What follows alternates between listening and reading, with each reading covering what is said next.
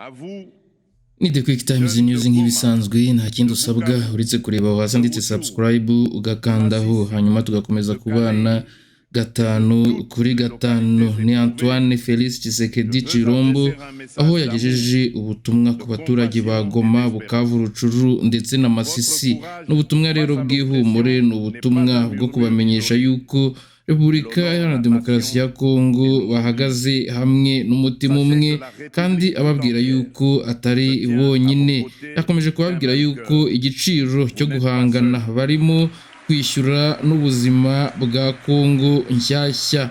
Nk'umwishingizi rero w'igihugu yiyemeje ku giti cyiwe gukora ubudacogora kugira ngo arangize imibabaro y'abanyekongo, kugarura rero amahoro n'umutekano muri turiya duce, kwihutira gusubiza mu buzima busanzwe mu gihugu cyose intara zose zafashwe na M23 AFC.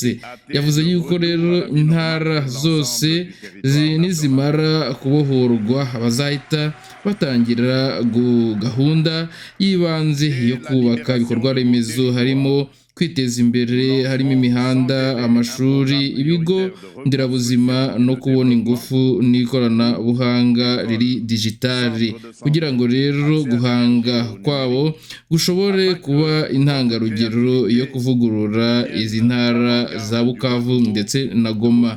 Yakomeje agira ati rero ejo hazaza hakwiye nta ntambara, hakwiye nta n'umwe ubangamiwe, hagomba kubakwa Repubulika ya Demokarasi ya Kongo yose y'abanyekongo bari hamwe. Nyuma rero y'iyi nkuru ngira ngo banze mbareke abumva ururimi rw'igifaransa bumve iyi mbwirwaruhame agace gatoya Tshisekedi yagejeje kuri aba bari bitabiriye uyu muhango yavugiyemo aya magambo. Nyuma yaho turabereka abandi basirikare bashyashya berekanwe n'ingabo za FC 23 bagera ku basirikare 9,900 mu gihe ubushize bari berekanye abasirikare bagera mu 7,000. Ni intambara rero ikomeje hano mu burasirazuba bwa Repubulika Iharanira Demokarasi ya Kongo. à vous, jeunes de Goma, de Bukavu, de Rutshuru, de Masisi, de Calais et de toutes les localités éprouvées, je veux adresser un message d'amour, de compassion et d'espérance. Votre courage face à l'oppression n'est pas un murmure isolé. Il honore la nation et nous oblige. Sachez que la République tout entière se tient à vos côtés d'un même cœur.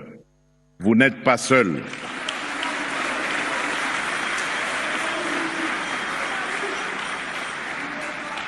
Le prix de la résistance que vous payez est la sève d'un Congo nouveau. Garant de la nation, j'ai pris l'engagement personnel d'œuvrer sans relâche pour abréger vos souffrances, rétablir la paix et la sécurité et hâter le retour à la vie normale sur l'ensemble du territoire national.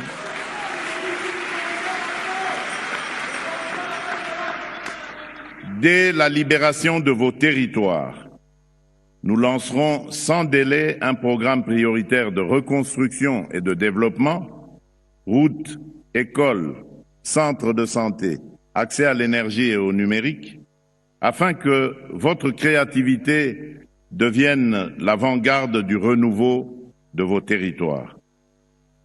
Tenez bon, l'avenir que vous méritez n'est pas compromis, il se construit avec vous et pour vous.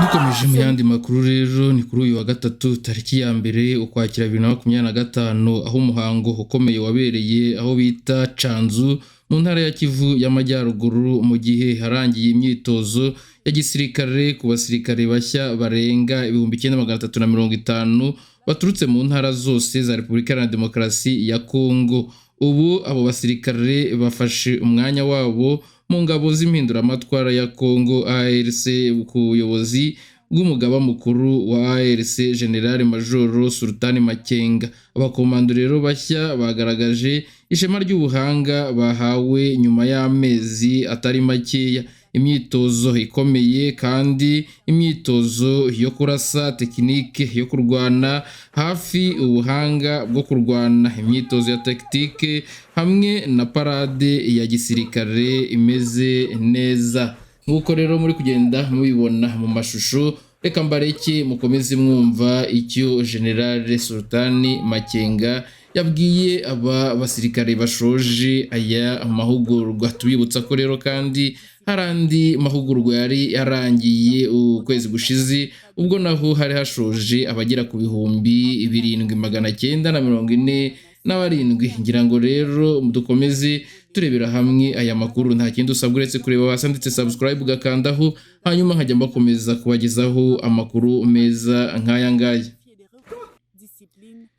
N'ijambo rero General Sultani Makenga ageza ku banyeshuri bashya barangije rero yashimiye ubwitange n'ubutwari bwa komando.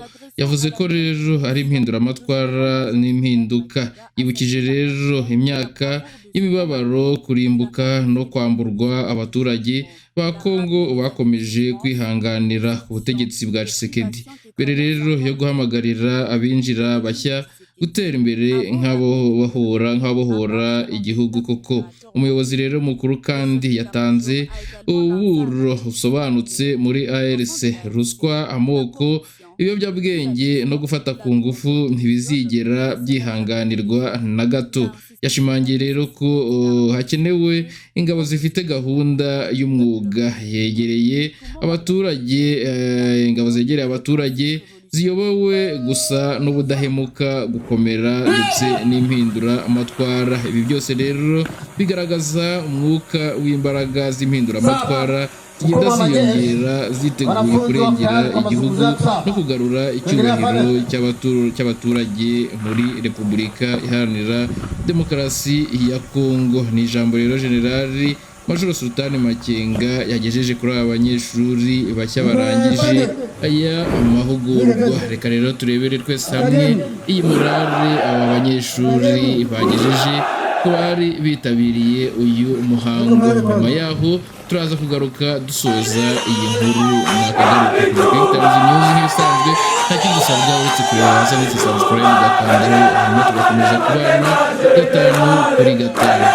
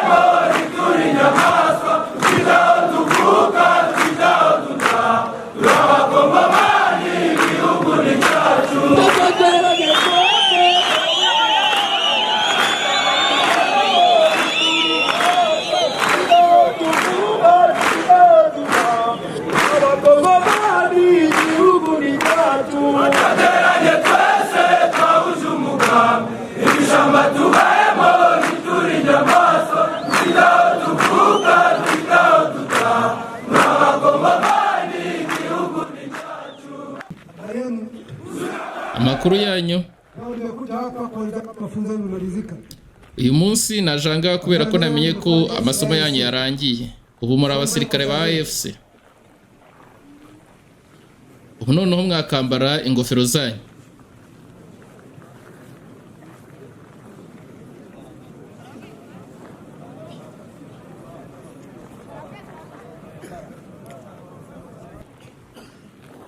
Nimesema tangia sasa nimekuwa jeshi la RC, jeshi la ukombozi.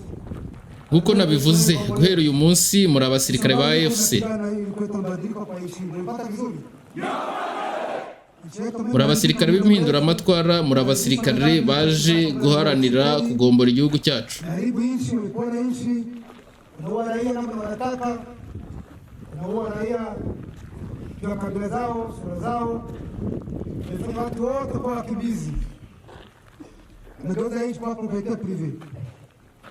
Ndio maana M23, ndio maana RC imesimama ili kutoa uongozi utabadilika kwa nchi yetu. Mko tayari? Ntabwo dukeneye leta ifite igisirikare kivangura bwoko, kivangura umuntu bitewe n'aho aturuka, n'aho avuka ndetse n'agace atuyemo. Tuondoe hii uongozi mbaya ambao ipo. Unapata vizuri? Icyo duharanira ni ugukuraho ubuyobozi bubi buri muri iki gihugu. Tunahitaji kukombolewa. Kongomani wote kwa ujumla wanataka kukombolewa. Igihugu cyacu cyose hamwe gikenewe kubohorwa.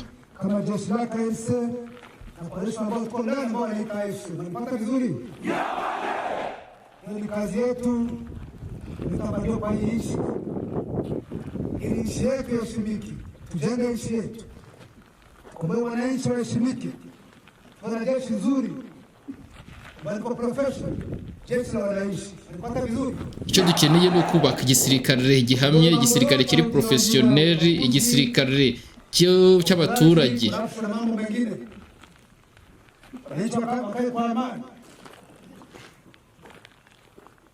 Baada hapo mtaheshimika kwa mleta baada kwa nchi. Unapata vizuri?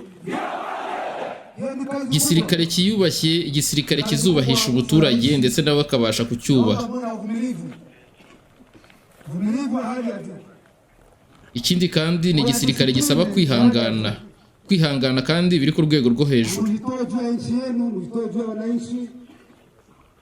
Birasaba rero kwitanga ku bwanyu ndetse kwitanga ku bw'abaturage b'iki gihugu.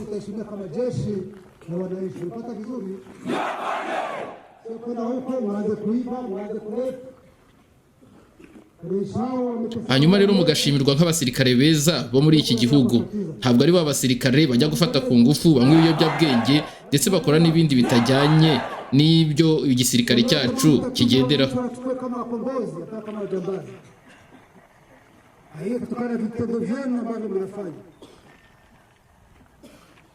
Tubakeneye nk'abasirikare baje kubohora iki gihugu, ntabwo dukeneye amabandi y'abasirikare. Unapata vizuri? Sina mengi, unapata mafunzo ya kutosha. Unajua kipi kinahitajika na kipi kihitajike. Imyitwarire yanyu niyo izatuma mubasha kuguma mu gisirikare. Imyitwarire mibi ntabwo tuzabasha kuyihanganira, nta nubwo izababarirwa muri iki gisirikare. Sio hivyo? Kiongozi bora, kiongozi wananchi. Kiongozi ambao anapenda nchi. Dukeneye ko muba abasirikare beza, abasirikare bakunda abaturage, abasirikare bakunda abanyagihugu. Kazi kubwa imefanywa na wenzenu, ili tunaamini namna mnaenda kazi ndio kumalizika, sio hivyo? Turabizi neza ko hari akazi kakozwe na bagenzi banyu, kandi nabwo rero namwe turabizi yuko kuva muhageze hari icyo mugiye guhindura. Uko tayari? Ndizera rero ko mwese mwiteguye, nta kindi nabasabera uretse akazi keza. Mkuu wa majeshi, naomba kuendelea sawa. Uyu muhango rero wo gutanga impamyabumenyi mu myitozo ya gisirikare uje nyuma y'ibyumweru bike gusa abarangije irindi tsinda ry'abakomando barenga 7,000 bo muri FARDC ryemeza ko imbaraga zigenda ziyongera ndetse n'imiterere y'ingabo z'impinduramatwara ya Kongo. Binyuze rero muri iki gisekuru gishya cy'abasirikare batojwe kandi biyemeje, ARC yongeye gushimangira inshingano z'ibanze, kurengera abaturage, kurengera igihugu no kubaka Kongo nshya ikomeye yunze ubumwe kandi yubahwa. Ni The Quick Times News nk'ibisanzwe, nta kindi usabwa uretse kureba hasi ndetse subscribe ugakandaho, hanyuma tugakomeza kubana 5 kuri 5 muri aya makuru. À travers cette nouvelle génération de soldats formés et déterminés, l'ARC réaffirme sa mission fondamentale, protéger le peuple, défendre la patrie et bâtir un Congo nouveau, fort, uni et respecté.